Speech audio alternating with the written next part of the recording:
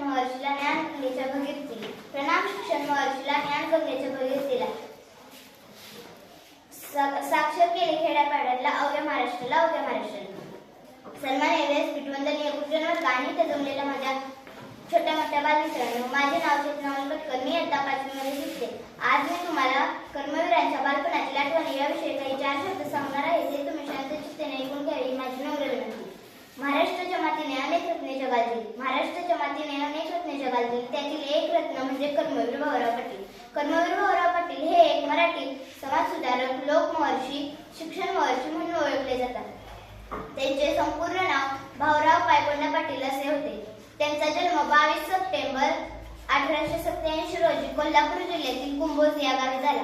त्यांच्या आईचे नाव गंगाबाई व त्यांच्या वडिलांचे नाव पायगोंडा असून ते एक रोड कारकून होते. भाऊराव लहानपणापासून बंडखोर होते. त्यांना अन्यायाची प्रचंड चीड होती.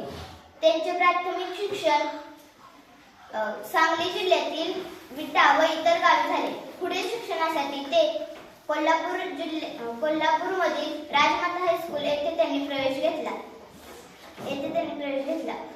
लहानपणापासून ते कुस्ती, मल्लखांब, पोहणे या सर्व क्रीडा प्रकारात पटाईत होते. त्यामुळे राजश्री शाहू महाराज यांच्या वाड्यात त्यांना आश्रय मिळाला. ते कोल्हापूरमध्ये शिक्षण घेत असताना त्यांच्या जीवनावर महात्मा गांधी, महात्मा फुले, राजश्री शाहू महाराज यांच्या जीवनावरचा प्रभाव पडला. या सर्व महान लोकांमुळे भाऊरावांच्या मनात समाजसेवेचे बीज रोवले गेले. जाता जाता एवढेच म्हणेन की सर्वसामान्य जनतेला दिला जगण्याचा आधार, सर्वसामान्य जनतेला दिला जगण्याचा आधार स्थापून रहे समता कर्मवीरांनी केला बहुजनाचा उद्धार, कर्मवीरांनी केला बहुजनाचा उद्धार.